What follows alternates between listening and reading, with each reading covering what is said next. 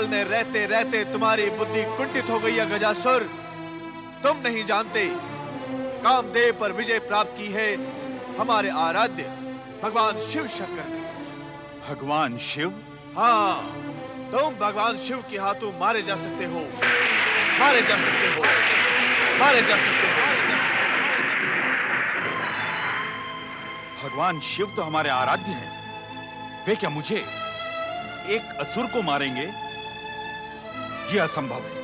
हमने भी पहले यही सोचा था, परंतु हमारे शत्रु देवता छल, प्रपंच और कूटनीति का प्रयोग करके भगवान शिव को तुम्हें मारने के लिए बाध्य कर सकते हैं।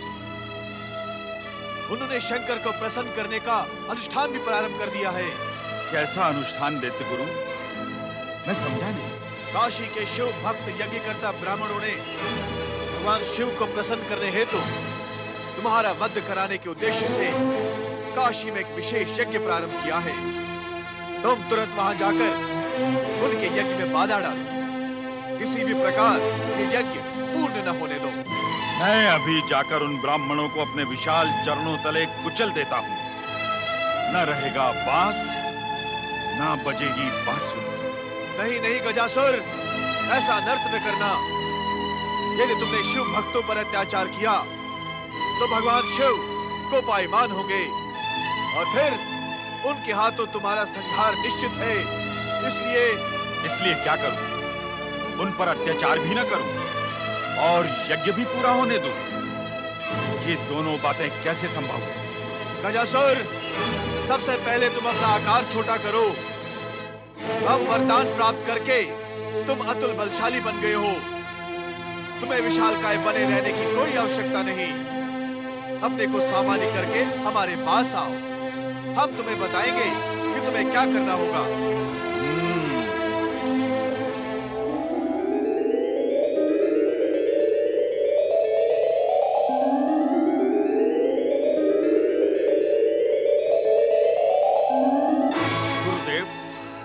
सबसे पहले स्वर्ग पर अधिकार करके देवताओं से मुझे अपने पिता की मृत्यु का प्रतिशोध लेना है। पहले ये कार्य कर लूं, फिर काशी के ब्राह्मणों का यज्ञ चुटकियों में ध्वस्त कर दूंगा।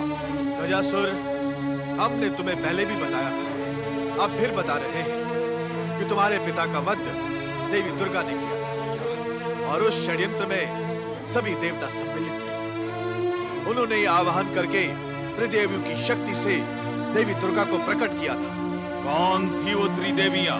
देवी लक्ष्मी, सरस्वती और शिव संगिनी माता पार्वती। परंतु तुम उनसे प्रतिशोध नहीं ले सकते हो। तुम्हारी वरदानी शक्ति उन तीनों को कोई हानि नहीं पहुंचा सकती, क्योंकि वे अपने अपने लोक में सुरक्षित हैं। तुम्हें सबसे पहले काशी में यज्ञ करता ब्राह्मणों का यज्ञ रोकना है, अन्यथा तुम भगवान शिव के हाथों वध का पात्र बन सकते हो। नहीं दैत्य गुरु, सबसे पहले मेरे पिता के वधकर्ताओं से मैं प्रतिशोध लूंगा। उसके बिना मुझे शांति नहीं मिलेगी। गजासुर, मेरी बात सुनो गजासुर। उन त्रिदेवियों की शक्ति अपार है। वहां न जाना गजासुर, वहां न जाना।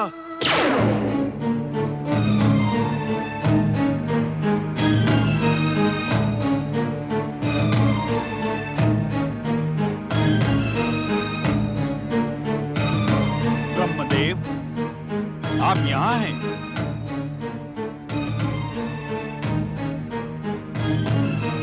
अर्थात देवी सरस्वती जी आपके साथ ही रहती हैं।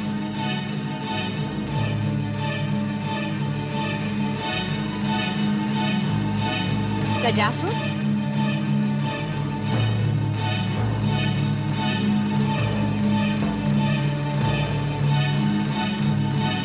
ब्रह्मदेव, जागे ब्रह्मदेव, आपका वरदानी गजासुर यहाँ आ पहुंचा है।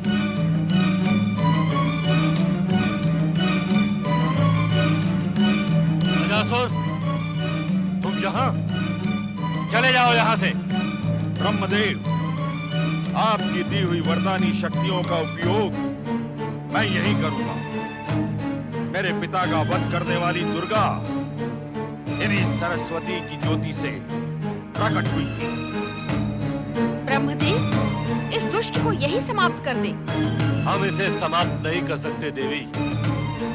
अपने दिए हुए वरदान के कारण हम विवश हैं। तो फिर मैं देवी दुर्गा की ज्योति शक्ति केंद्रित करके मैं ही इसे समाप्त कर दूंगी।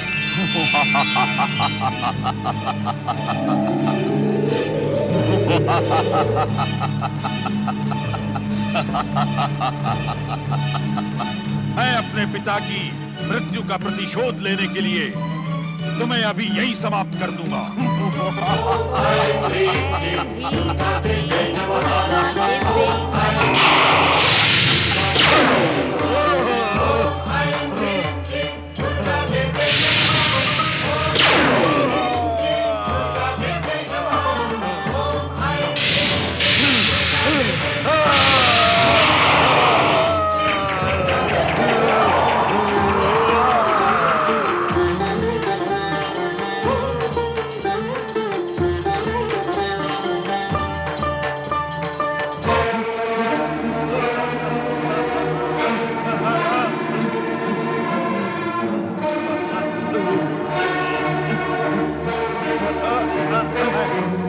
मैं छोड़ूंगा नहीं, मैं प्रतिशोध लूंगा। मेरे पिता की मृत्यु का प्रतिशोध मैं अवश्य लूंगा।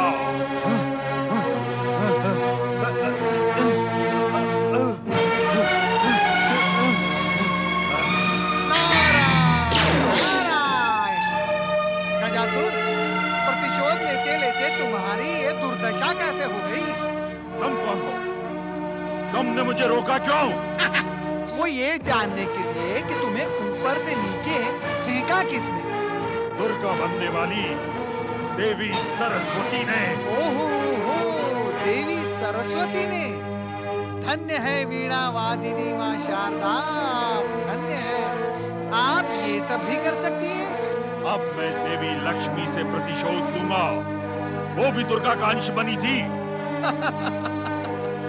तुम देवी लक्ष्मी से प्रतिशोध लोगे? तुम? नारायण नारायण, देवी लक्ष्मी तो माता सरस्वती से भी अधिक उग्र हैं। वे उग्र हैं तो मैं वरदानी हूँ, मैं महाबलशाली हूँ। पहले ये बताओ, देवी लक्ष्मी मुझे कहाँ मिलेगी? नारायण नारायण, माता लक्ष्मी जहाँ निवास करती है वहाँ तो मुझ जैसा कोई बिरला ही पहुँच सकता है। पता नहीं तुम ब्रह्मलोक कैसे पहुँच गए? नारायण नारायण। जिन ब्रह्मा ने मुझे वरदान दिया, क्या उन ब्रह्मा के पास मैं नहीं पहुँच पाता? वे मेरे पास पहुँच सकते हैं, तो क्या मैं उनके पास नहीं पहुँच सकता? धन्य है परमपिता ब्रह्मा जी, आप और आपकी ये लीला धन्य है। अब जहाँ कहीं भी होगी लक्ष्मी, मैं उसे ढूंढ निकालूंगा। मैं उससे अपना प्रतिशोध लूंगा। अवश्य लेना। नारायण नारायण। ये माता लक्ष्मी, ये गजासुर आपसे प्रतिशोध लेने की इच्छा प्रकट कर रहा है। कृपया आप इसे दर्शन दे ही दें।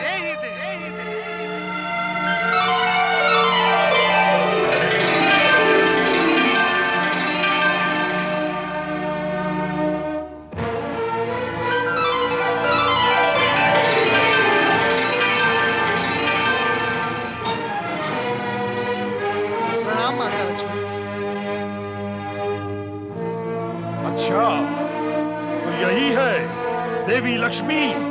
माता लक्ष्मी, इस वरदानी गजासुर के हृदय में आपके प्रति जो प्रतिशोध की भावना और ज्वाला भड़क रही है, कृपया आप इसे शांत कर दें माता, शांत कर दें।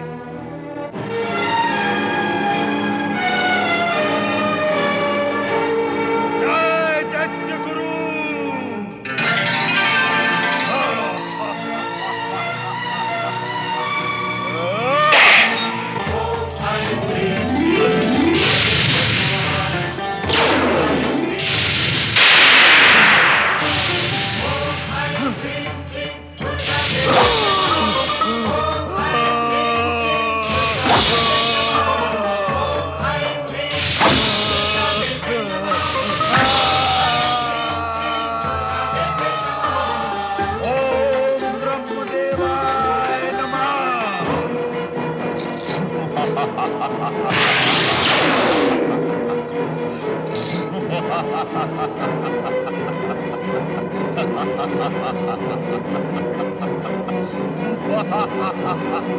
नारायण नारायण।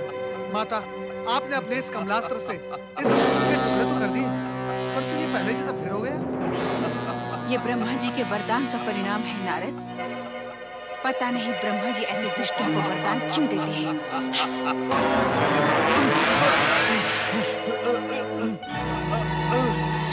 धन्य है माता, धन्य है।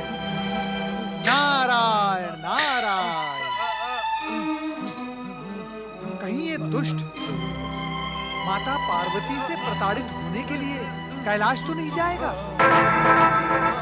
शक्ति स्वरूपिणी पार्वती इसे जीवित नहीं छोड़ेंगी।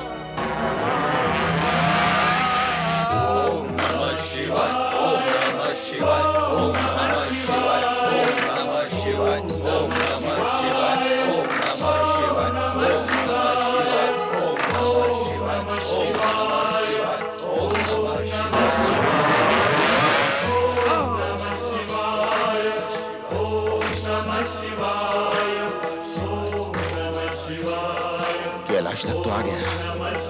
अब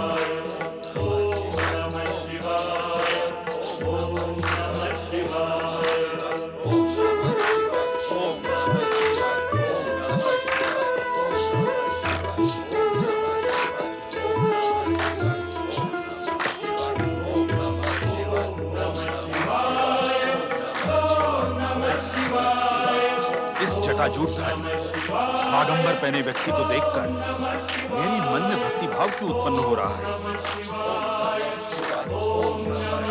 अच्छा, तो यही है शिव। किंतु मेरी पितृहंता दुर्गा को प्रकट करने वाली पार्वती कहाँ है? ओम नमः शिवाय, ओम नमः शिवाय, ओम नमः शिवाय, ओम नमः शिवाय।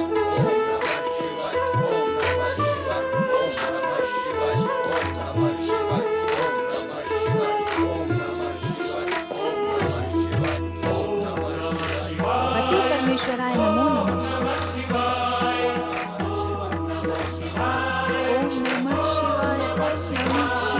ओम नमः शिवाय, ओम नमः शिवाय, ओम नमः शिवाय, ओम नमः शिवाय, ओम नमः शिवाय, ओम नमः शिवाय, ओम नमः शिवाय, ओम। महिषासुर मर्दिनी साक्षात शक्ति स्वरूपा देवी पार्वती।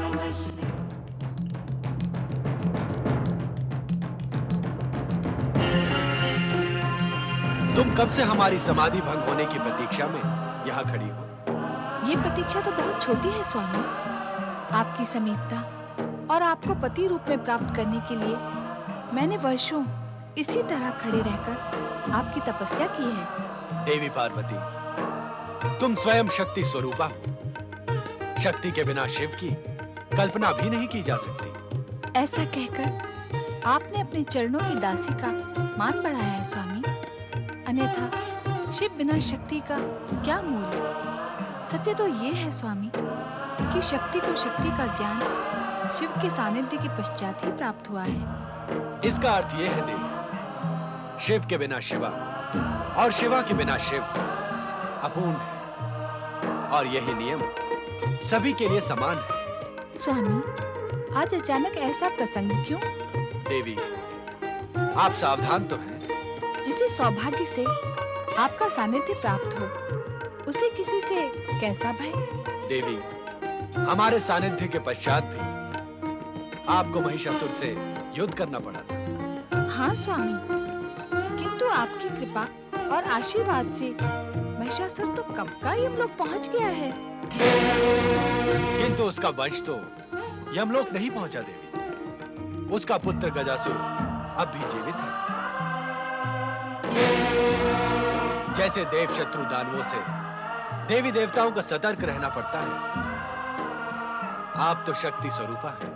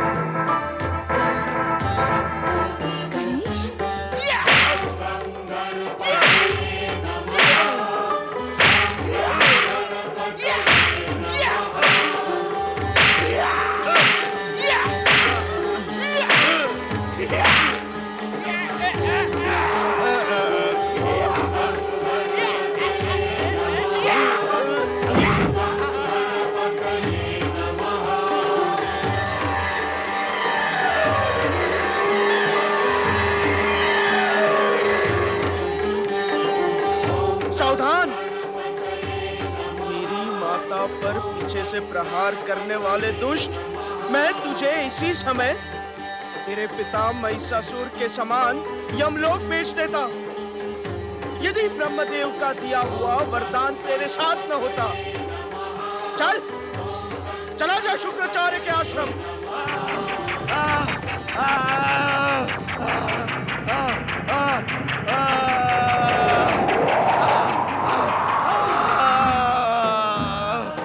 तुम धन्य हो गणेश।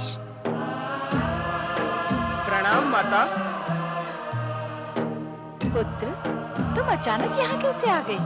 जैसे ही पिता शिवशंकर ने आपसे सावधान रहने के लिए कहा, मैं सावधान हो गया।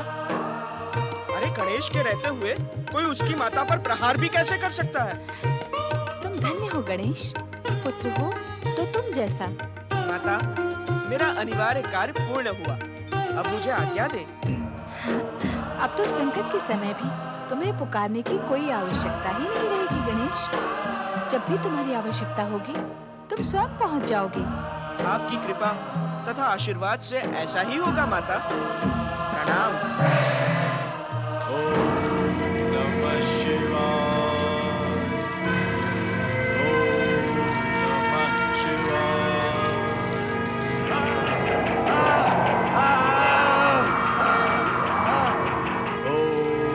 नमः शिवाय।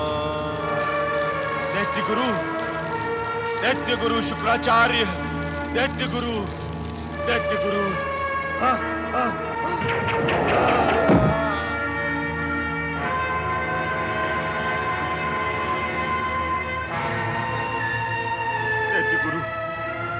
देखिए मेरी ये दुर्दशा। किसने की तुम्हारी ये दुर्दशा?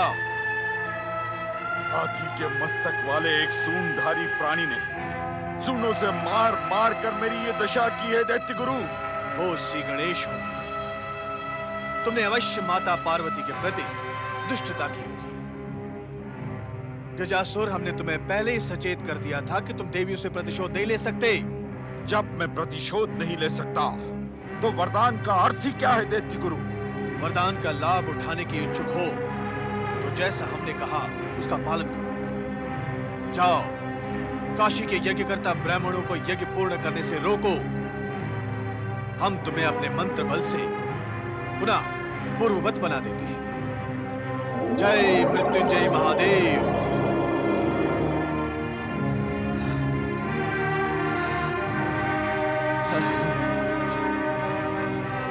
अब मैं आपकी आज्ञा के अनुसार काशी यज्ञ स्थल के लिए प्रयाण करूंगा। तुम्हारा कल्याण हो।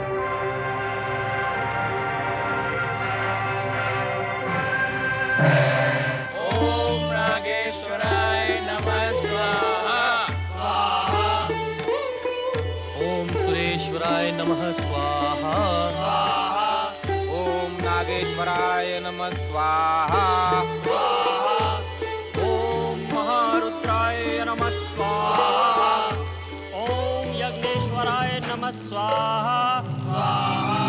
ओम यागेश्वराय नमः स्वाहा। स्वाहा।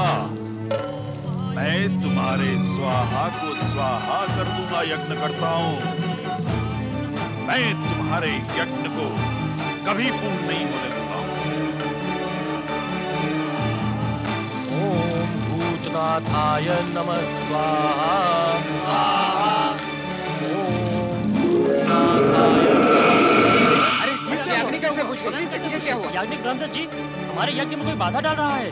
हमें सावधान हो जाना आवश्यक है। बाधाओं से ना डरो, यज्ञ की निरंतरता बनाए रखो।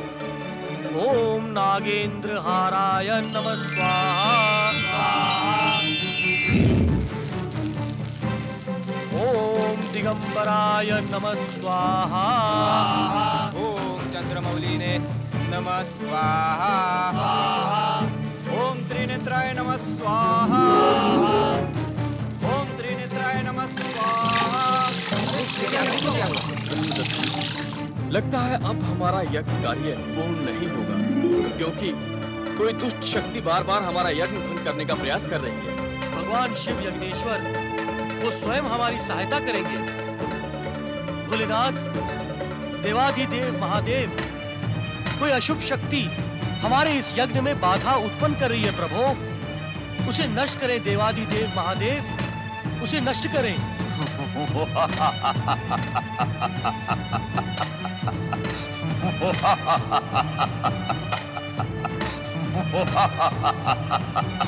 अब तुम ये यज्ञ पूर्ण नहीं कर पाओगे ब्राह्मणों।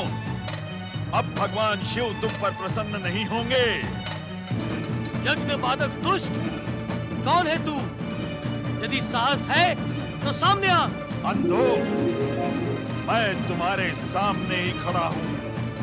यदि देख नहीं सकते तो अपनी आंखों को दोष दो।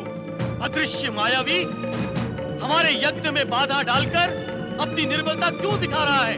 यदि साहस है तो सामने आ और बता तेरी इच्छा क्या है। मुझे निर्बल कहने वाले मूर्खों, मैं परम शक्तिशाली महिषासुर का पुत्र वरदानी अमर गजासुर हूं। यदि मुझसे उलझोगे तो प्राणों से हाथ धो बैठोगे। गजासुर हो या महिषासुर, हमने यज्ञेश्वर भगवान शिव की आराधना का शुभ संकल्प किया है। हम तेरे अत्याचारों के आगे झुकेंगे नहीं। यज्ञ करताओ, भगवान शिव का नाम लेकर पुनः ये यज्ञ अग्नि प्रज्वलित करो। ओम नमः शिवाय, ओम भूतनाथाय नमः स्वाहा, ओम महेश्वराय नमः स्वाहा, ओम भूतनाथाय नमः स्वाहा, ओम दिगंबराय नमः स्वाहा, ओम महेश्वराय नमः स्वाहा। दुष्ट ब्राह्मणों,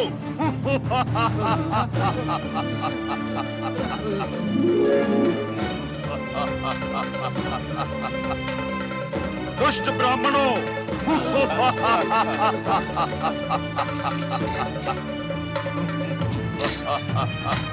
घमंडी ब्राह्मणों, बंद करो ये यज्ञ। यदि तुमने मेरे आदेश का पालन नहीं किया तो मैं तुम सबको इसी यज्ञ में झोंक दूंगा। हमारे रक्षक सर्वशक्तिमान भगवान शिव हैं। तुम्हारे अत्याचारों से भयभीत होकर हम इस पावन यज्ञ को कदापि बंद नहीं करेंगे, कदापि नहीं। तो भुगतो इसका परिणाम।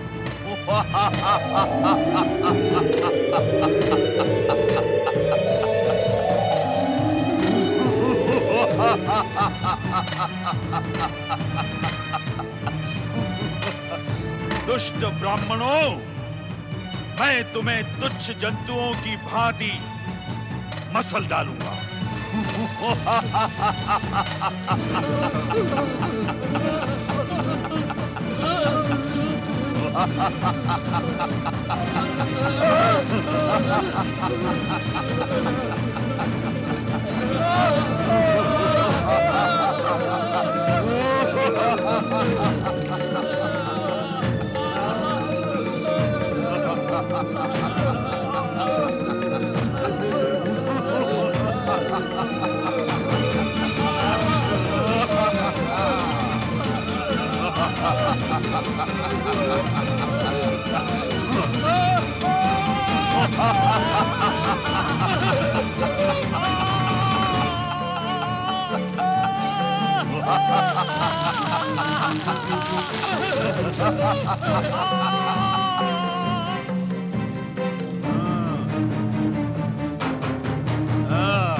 मैं तुम्हें भी कुचल डालूंगा।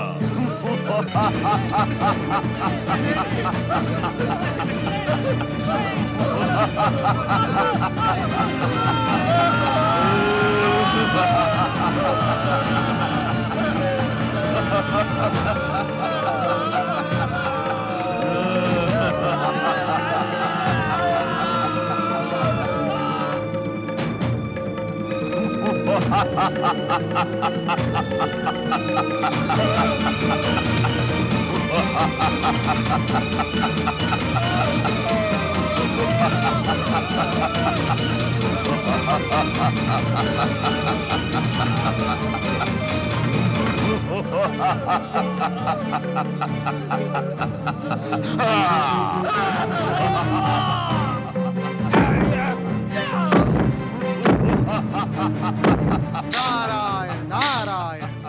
भोलेनाथ, भोलेनाथ, इन निर्दोष ब्राह्मणों को यज्ञ करने का परामर्श मैंने ही दिया था भोलेनाथ। कृपया आप मुझे इस पाप से उबारे भोलेनाथ, इस पाप से उबारे। जागे शिव शंकर जागे, जागे शिव शंकर जागे। दुष्टों को दंड देने वाले भगवान भोलेनाथ आंखें खोले, आंखें खोले भोलेनाथ, आंखें खोले, आंखें खोले भोलेनाथ, आंखें खोले। स्वामी, आंखें खोले। आपकी प्रिय नगरी काशी के भक्त ब्राह्मणों पर गजासुर भयानक अत्याचार कर रहा है। अपने भक्तोண்ட் की रक्षा करें देवादिदेव। जागे शिव शंकर जागे, जागे शिव शंकर जागे, जागे शिव शंकर जागे, जागे शिव शंकर जागे। अपने भक्तों की रक्षा करें भक्तवत्सल। आंखें खोले भोलेनाथ, आंखें खोले। हे देवाधिदेव सर्वेश्वर, हे त्रिकालदर्शी, उन निर्दोष और निरीह काशी के ब्राह्मणों को परमपिता ब्रह्मा जी का आदेश पाकर आपकी आराधना और अनुष्ठान करने के लिए मैंने ही प्रेरित किया था। कृपया आप उनकी सहायता करें भोलेनाथ। किंतु अब तो विकराल गजासुर के चरणों तले कुचले जा रहे हैं। उन पर होने वाले अत्याचारों का पाप नारद के सिर चढ़ेगा भोलेनाथ।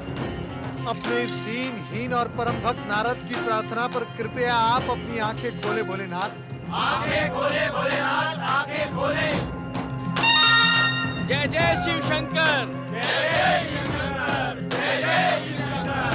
हर हर महादेव, हर हर महादेव। परमेश्वर, उस दुष्ट गजासुर को उसकी दुष्टता का दंड देने में इतना विलंब क्यों? देवी, हर दुष्ट के पास अपने पाप संचय करने की एक थैली होती है।